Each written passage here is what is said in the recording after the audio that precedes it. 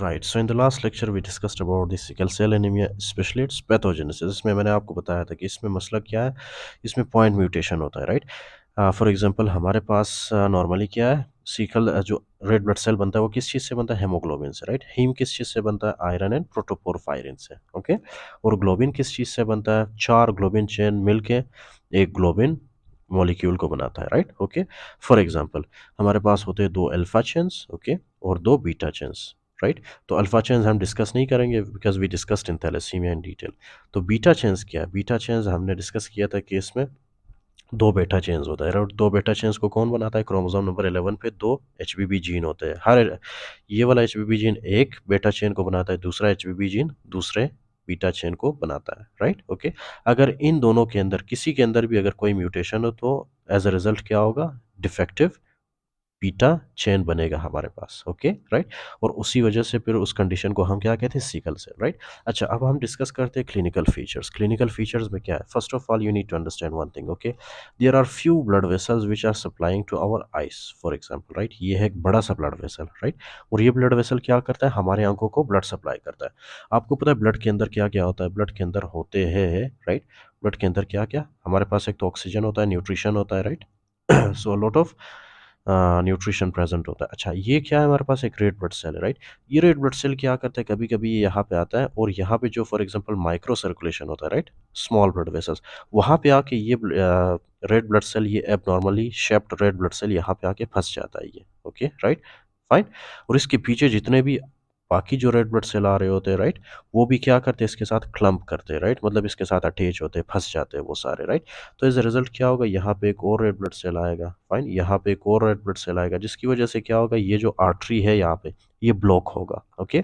Block होने की वजह से जाहिर सी बात है ये जो आगे जितना भी ऑक्सीजन और न्यूट्रिशन जा रहा था, फाइन, वो नहीं जाएगा अब। जिसकी वजह से क्या होगा, हमारी आंखें जो है इसको जब ऑक्सीजन और न्यूट्रिशन नहीं मिलता, so that will lead to the blindness, okay, that will lead to the blindness, understood, okay. अच्छा, now listen, you must know, ये तो हो गया ब्लाइंडनेस। उसके बाद क्या है, this is something very obvious, ये आपको पता होगा शायद, this is our pulmonary circulation, right. Pulmonary circulation का तो आपने सुना होगा, राइट। पल्मोनरी सर्कुलेशन क्या करता है, हमारे राइट हार्ट को कनेक्ट करता है हमारे लेफ्ट हार्ट से, राइट, ओके, सिंपल। अब क्या है कि फॉर एग्जांपल यहाँ से जितना भी डीऑक्सीजनेटेड ब्लड होता है, राइट, ओके, जिसमें ऑक्सीजन की कमी होती है, वो जाता है यहाँ से हमारे कहाँ पे, पल्मोनरी सर्कुलेशन में, राइट। अच्छा, ये मैंने गलत ड्रा किया, इस तरह से नहीं होता, ये इस तरह से अटैच होता है, फाइन, ओके, इस तरह से ये अटैच होता है, अंडरस्टूड, ओके। अच्छा, तो यहाँ से जितना भी डीऑक्सीजनेटेड ब्लड होता है वो हमारे लंग्स में जाके ऑक्सीजन लेते हैं, ओके। ऑक्सीजन लेने के बाद फिर वो आते हैं हमारे लेफ्ट हार्ट में, लेफ्ट एओर्टा में, understood, okay. This is something happens which happens normally, fine. अच्छा, अब यह जैसे यहाँ पे जो है for example red blood cell के क्लम्प बने थे, राइट, क्लम्प, फाइन। इसी तरह यहाँ पे भी हमारे पल्मोनरी सर्कुलेशन में जो माइक्रो वेसल्स होते हैं, माइक्रो वास्कुलेचर, राइट, वहाँ पे भी ये रेड ब्लड सेल क्या करते हैं, क्लम्प बनाते हैं इस तरह से, फाइन, ओके। वहाँ पे भी ये रेड ब्लड सेल इस तरह से क्लम्प बनाते हैं, ओके। अब जब क्लम्प बनता है यहाँ पे तो जाहिर सी बात है ये वाला रास्ता ब्लॉक होगा, राइट। जब ये वाला रास्ता ब्लॉक होगा तो यहाँ से यहाँ आसानी ब्लड मूव नहीं कर पाएगा, ओके, राइट, पार्शली ब्लॉक होगा, जिसकी वजह से क्या होगा, यहाँ पे पल्मोनरी हाइपरटेंशन डेवलप होगा, राइट, पल्मोनरी हाइपरटेंशन डेवलप होगा, अंडरस्टूड, ओके। अच्छा, तो ये है पल्मोनरी सर्कुलेशन यहाँ से जो जा रहा है, और यहाँ पे क्या होता है, जब यहाँ पे ये वाला रास्ता ब्लॉक होता है तो जाहिर सी बात है that will lead to the increase in the pressure of these artery and that is called as pulmonary hypertension, okay. अच्छा, ये अगर इसको हम इसी स्टेज पे ट्रीट ना करें, सो ऑब्वियसली ये एडवांस्ड केसेस में ये क्या करता है, बहुत ही एडवांस्ड केसेस में ये पल्मोनरी रेस्पिरेटरी डिस्ट्रेस कॉज कर सकता है ये, ओके, रेस्पिरेटरी डिस्ट्रेस कॉज कर सकता है ये, fine. And that is also called as acute chest syndrome, okay. उसको हम क्या कहते हैं, अक्यूट चेस्ट सिंड्रोम भी कहते हैं, fine. I will show you in the book acute chest syndrome, fine, I will show you this thing in the book also. अच्छा, एक तो ये आ गया आपके पास, ओके, रेस्पिरेटरी डिस्ट्रेस। उसके अलावा कुछ अदर क्लिनिकल फीचर्स भी है हमारे पास, ओके, जैसे कि for example you can see in this diagram, this is the renal, okay, this is our renal. अच्छा, कुछ आर्टरीज है हमारे पास जो कि हमारे रेनल सिस्टम को ब्लड सप्लाई करते हैं, ओके फाइन, हमारे रेनल सिस्टम को ब्लड सप्लाई करते हैं। अब क्या है कि ये वाला वेसल नहीं, वेसल होते हैं हमारे, ये है कॉर्टेक्स और ये है मेडला, राइट। तो मेडला के अंदर हमारे पास कुछ वेसल्स होते हैं, फाइन। जब वो वेसल्स, वो माइक्रो वेसल्स जब ब्लॉक होते हैं तो जाहिर सी बात है उससे क्या होता है, लिसन वेरी केयरफुली। ये है कुछ माइक्रो वेसल्स यहाँ पे, जब वो माइक्रो वेसल्स यहाँ पे रेड एब नॉर्मल शेप ऑफ आरबीसीज की वजह से जब वो ब्लॉक होते हैं वो वेसल्स, राइट। तो उससे क्या होता है, ये जो पेपिलाज होते हैं, ये पेपिलाज में क्या होता है, पेपिलाज को नॉर्मल ऑक्सीजन सप्लाई नहीं होता, राइट। जब पेपिलाज को नॉर्मल ऑक्सीजन सप्लाई नहीं होगा, नॉर्मल न्यूट्रिशन सप्लाई नहीं होगा, तो पेपिलाज क्या करेंगे, papillae will undergo necrosis, okay right, necrosis होता है इनमें, फाइन। अब नेक्रोसिस होने की वजह से जाहिर सी बात है पहले इनको इस्कीमिया होगा, इस्कीमिया के बाद जो है नेक्रोसिस होगा, ओके। एंड ये जो फॉर एग्जांपल हमारे पास रेनल पेपिलाई है, ये क्या करेंगे, they will start bleeding, okay right. यहाँ से ब्लीडिंग स्टार्ट होगी, फाइन। और यही ब्लड फिर आगे जाके हमारे यूरिन में अपीयर होगा, and that is called is the haematuria, okay, that is called is the haematuria, understood, okay. तो ये पेशेंट्स हेमाचूरिया के साथ भी प्रेजेंट कर सकते हैं आपके पास, fine.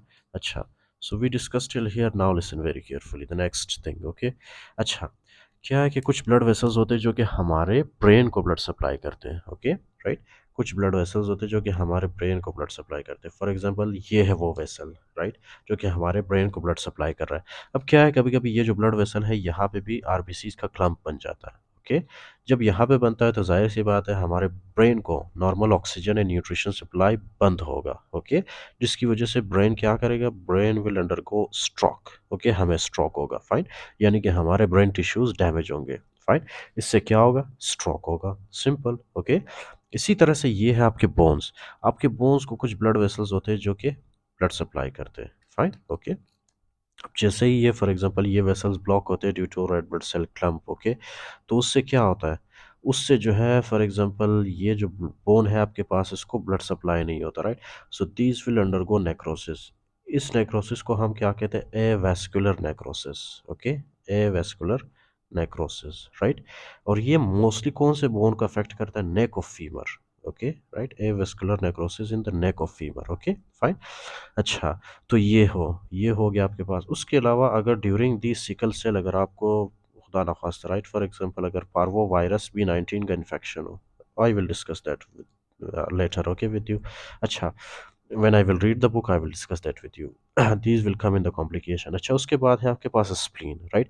Now this is something very obvious, आपके बॉडी के अंदर, राइट, क्या है हमारे पास स्प्लीन, और वो स्प्लीन क्या करता है, लिसन वेरी केयरफुली। जैसे ही आपके बॉडी के अंदर कोई एबनॉर्मल रेड ब्लड सेल्स होते हैं, राइट, जैसे कि फॉर एग्जांपल ये वाला सिकल डिजीज वाला रेड ब्लड सेल, अब ये जैसे ही हमारे स्प्लीन के अंदर आता है, राइट, स्प्लीन स्प्लीन के अंदर आपको पता है ना, इस तरह से हमारे पास वेसल्स होते हैं, ब्लड वेसल्स, ये एक ब्लड वेसल है, ये है स्प्लीन, राइट। और ये ब्लड वेसल का नाम क्या है, cords of Billroth, okay, cords of Billroth, right. अब ये जो कॉर्ड्स ऑफ बिलरोथ है, कॉर्ड्स ऑफ बिलरोथ के साथ क्या होता है, कॉर्ड्स ऑफ बिलरोथ के पास ही बिल्कुल हमारे पास क्या होता है, पुलिस के चेक पोस्ट्स, राइट। उन चेक पोस्ट्स को हम लोग क्या कहते हैं, मैक्रोफेजेस, राइट।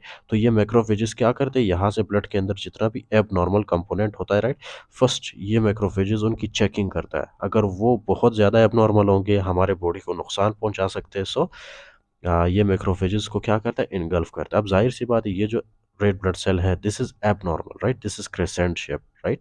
और ये हमारे बॉडी के किसी भी ब्लड वेसल में जाके डिपॉजिट होके वहाँ पे ब्लड सप्लाई को रोक सकते हैं। तो इसीलिए जैसे ही मैक्रोफेज इस चीज़ को देखता है, इस एबनॉर्मल रेड ब्लड सेल को, मैक्रोफेज क्या करता है, इसको इनगल्फ करता है, राइट। ये मैक्रोफेजेस क्या कर रहे हैं, इसको इनगल्फ कर रहे हैं, अंडरस्टूड। तो इनगल्फ करने के बाद क्या करते हैं ये, आ, ये जो रेड ब्लड सेल है इसकी ब्रेक डाउन करते हैं, राइट। इसकी ब्रेक डाउन करने के बाद जाहिर सी बात है इसमें से क्या निकलेगी, इसमें से जो है निकलेगी अनकॉन्जुगेटेड बिलिरुबिन, राइट। तो ये अनकॉन्जुगेटेड बिलिरुबिन फिर बाद में क्या होता है, हमारे सर्कुलेशन के अंदर इसकी कॉन्सेंट्रेशन ज़्यादा होती है, राइट। फिर यही अनकॉन्जुगेटेड बिलिरुबिन हमारे आंखों के अंदर जब सप्लाई जाके डिपॉजिट होता है, सो हमारी आंखें जो है, स्पेशली वो जो वाइट पोर्शन है हमारे आंखों के अंदर, राइट, वो हमें येलो कलर की दिखेगी, राइट, येलो कलर, राइट। हमारी जो आंखें और हमारा जो स्किन है, राइट, ये दोनों क्या होंगे, ये दोनों येलो कलर के, फाइन, हमें नजर आएंगे, understood. So these are the clinical features of the sickle cell anemia, right। Now we will read inside the book के अंदर क्या लिखा है।